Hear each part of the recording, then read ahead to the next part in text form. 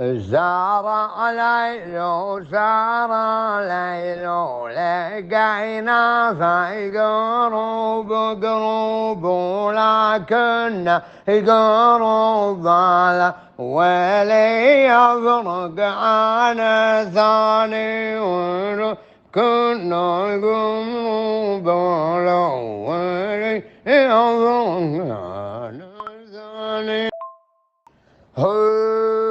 يقوم الشاعر الليلة وقف متمكن ومحسوب يكفي عن فلان وعن فلان ابن الفلنتاني عن فلان وعن فلان ابن الفلنتاني.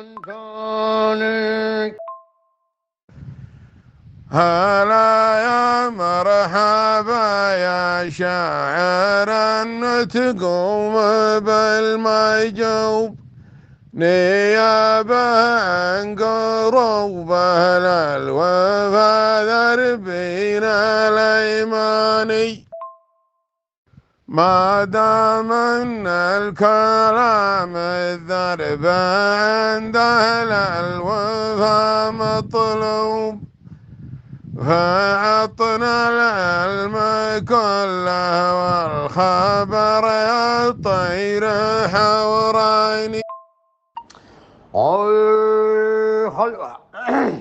أنا وأنت يا أبو مسفر ليه قمنا نسد النوب حمران العيون يجملون بكل ميدانية.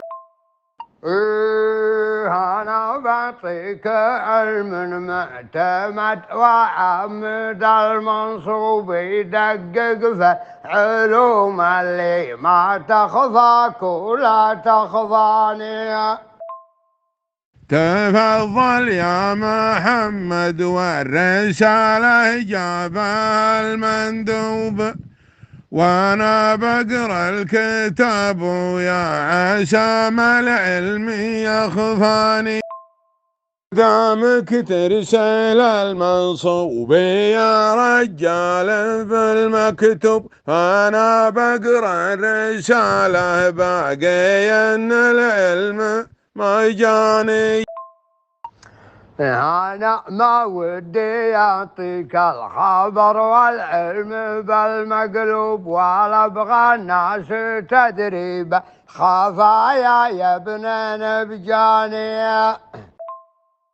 يجيك العلم واللي باقي منا على المسحوب تهرج والمعاني بالمعاني وانت غيداني.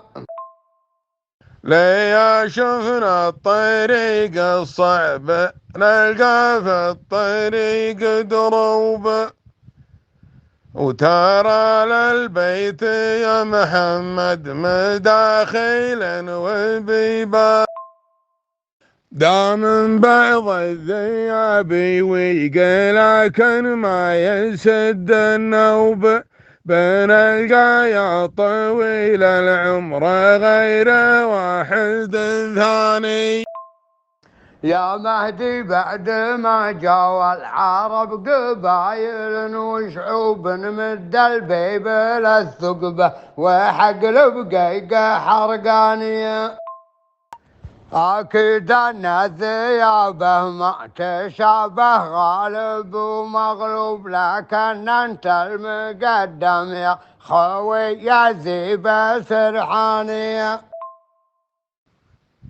ترى محد على تصليحها يا مسندي مغصوب نجيب مهندس ويصلح ان البيب مجان هذا من بندقك في يدك وفي محزمك معبر ذوب فانا خبرك قرم ما تحسب حساب قوماني.